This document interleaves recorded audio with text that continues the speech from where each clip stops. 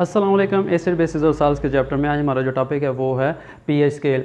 सबसे पहले पीएच और पीएच जो टर्म्स थी वो डिवाइस की थी सोरेन सोरेनसन ने 1909 में। तो आइए हम इसको देखते हैं कि ये किस तरह पीएच और पीओएच हम वाटर आयोनाइजेशन या इसको सेल्फ आयोनाइजेशन भी कहते हैं या ऑटो आयोनाइजेशन भी कहते हैं कि उससे कैसे हम इसको डिराइव करेंगे। तो इसमें हमारे पास जो वाटर है वो जब इसको ऊपर थोड़ा करके लिख लेते हैं। वाटर जब आयोनाइज होता है हमारे पास तो ये हाइड्रोजन आयन और ये हाइड्रोक्सल आयन में तब्दील हो जाता है। अब इसमें हम इसकी Kc वैल्यू लिख लेते हैं या इसका कांस्टेंट निकाल लेते हैं। तो Kc वैल्यू में आपको पता है कि जो न्यूमरेटर होता है, न्यूमरेटर में हमारे पास ऊपर प्रोडक्ट आती है, तो प्रोडक्ट में हम इसकी जो मोलर कंसंट्रेशन है उसको हम लिख लेते हैं। मोलर कंसंट्रेशन आपको पता है कि जो स्क्वायर ब्रैकेट्स के अंदर उसको लिखते हैं।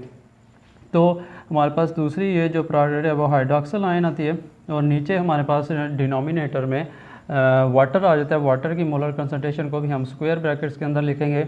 अब इसमें आपको पता है कि जो वाटर है ये बहुत कम हद में डिसोसिएट होता है या उसकी आयनाइजेशन होती है। तकरीबन 10 मिलियन मालिक्यूल्स में से एक मालिक्यूल आयनाइज होकर हाइड्रोजन और हाइड्रोक्सल आयन बनाता है। तो मतलब ये तकरीबन हम कह सकते हैं कि ये कांस्टेंट इसकी वैल्यू होती है। तो इसको इस कांस्टेंट के साथ हम लिख लेते हैं Kc और वाटर के साथ इसको लिखते हैं और ये हमारे पास हाइड्रोजन आयन और ये हाइड्रोक्सल आयन के बराबर आ गए। अब इसमें हम इसको एक ही कांस्टेंट लिख लेते हैं Kw, इसको कहते हैं वाटर डिसोसिएशन कांस्टेंट। Kw किसका मतलब है वाटर डिसोसिएशन कांस्टेंट। तो ये हाइड्रोजन आयन की मोलर कंसंट्रेशन और हाइड्रोक्सल आयन की मोलर कंसंट्रेशन के बराबर आ जाता है।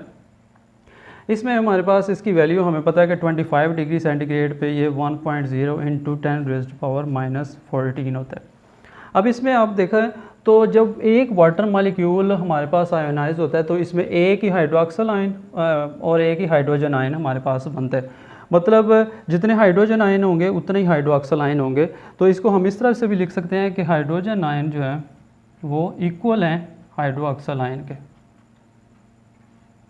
तो यहाँ पे हम हाइड्रोक्सल के आयन की जगह हम हाइड्रोजन आयन भी लिख सकते हैं। तो ये हाइड्रोजन आयन हमारे पास, इधर हमने हाइड्रोजन आयन लिख लिया तो हमारे पास ये आ गया H इसका स्क्वायर Kw। इसमें हमारे पास ये किसके बराबर था, ये था 1.0 इंटू 10⁻⁻14। इसमें जब हम इसका अंडर रूट लेते हैं तो ये हमारे पास हाइड्रोजन आयन आ जाएगा और ये हमारे पास 1.0 इंटू 10⁻⁻7 आ जाएगा।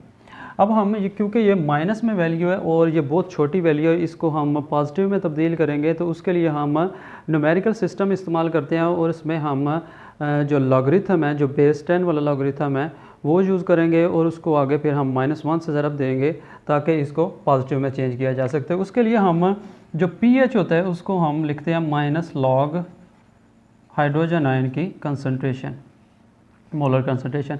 इस तरह से हम इस pH को डिफ़ाइन भी कर सकते हैं कि pH is a minus logarithm of molar concentration of hydrogen ion. इसी तरह हम हाइड्रोक्सल आयन या POH को भी डिफ़ाइन कर सकते हैं। उसको अगर हम लिखें तो POH is equal to -log into molar concentration of hydroxyl ion. तो इसकी डेफिनेशन हो गई कि POH is the minus logarithm of molar concentration of hydroxyl ion. तो इस तरह से हम इनको डिफ़ाइन कर सकते हैं और यहाँ से हम हाइड्रोजन आयन की कंसंट्रेशन निकाल भी सकते हैं। अगर देखा जाए तो हमारे पास ये हाइड्रोजन आयन की कंसंट्रेशन है तो ये pH is equal to -log और इसकी कंसंट्रेशन को हम स्मॉल ब्रैकेट के अंदर 1.0 इंटू 10⁻⁻7 लिखेंगे तो ये हमारे पास आ जाएगी 7। यानी पानी की जो pH होती है वो 7 होती है और POH भी क्या होती है, होगी POH, क्योंकि ये दोनों सेम होते हैं। ये हाइड्रोजन, आपको पता है कि हाइड्रोजन आयन जो इसकी कंसंट्रेशन है, आपने पहले भी देखा था कि हाइड्रोजन आयन जो है उसकी कंसंट्रेशन बराबर होती है हाइड्रोक्सल आयन के। तो हम हाइड्रोक्सल आयन की कंसंट्रेशन भी ये इसी के बराबर होगी।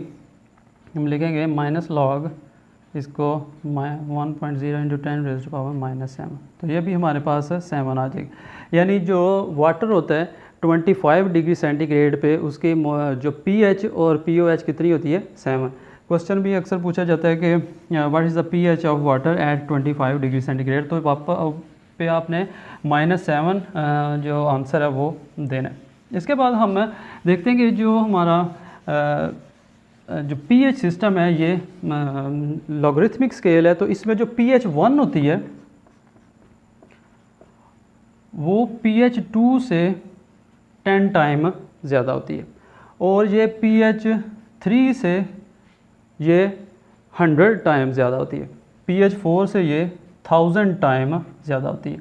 मतलब इसका ये है कि आपने एक एक ज़ीरो ऐड करते जाना, यानी यहाँ पे इसकी वैल्यू थी 10⁻⁻1, यहाँ पे इसकी वैल्यू है 10⁻⁻2, यहाँ पे इसकी वैल्यू है 10⁻3, यहाँ पे 10⁻4, यानी एक एक ज़ीरो इसमें बॉर्डर है। तो इसलिए क्योंकि ये माइनस में बढ़ रहा है, इसलिए ये 1 जो है -1 बड़ा होगा, -2 उससे छोटा, -3 उससे भी छोटा, और -4 उससे भी छोटा, यानी जो pH 1 होगी वो बड़ी होगी pH 2 से 10 गुना, और pH 1 जो है वो pH 3 से 100 गुना बड़ी होगी, और जो pH 1 है ये pH 4 से 1000 टाइम ज़्यादा होगी। तो इस तरह से भी ये भी एक्सक्यूज़ पूछा जा सकता है कि ये pH 1, pH 4 या pH 2 या pH 3 से कितने गुना ज़्यादा है। इसके बाद इसके हमारे पास यूजेस हैं। तो यूजेस में इसमें देखा जाए तो सबसे पहला जो इसका यूज़ है वो ये है कि ये एसिडिक और बेसिक नेचर को मालूम करने के लिए इस्तेमाल होता है किसी भी सोल्यूशन का। इसके अलावा मेडिसिन के लिए जो एक हमारी कंसंट्रेशन हासिल की जाती है रिक्वायर्ड, उसके लिए यूज़ होता है। इसके अलावा जो कल्चर मीडियम है उनके लिए यूज़ किया जाता है इसको pH को। और इसके अलावा हमारे पास जितने भी बायोलॉजिकल रिएक्शंस हैं उनको हासिल करने के लिए या उनमें जो रिएक्शंस होते हैं उनको अचीव करने के लिए भी ये यूज़ किया जाता है। ये था आज का हमारा टॉपिक। आई होप कि आप लोगों को समझ आया होगा। अपना ख्याल रखें। अल्लाह हाफिज़।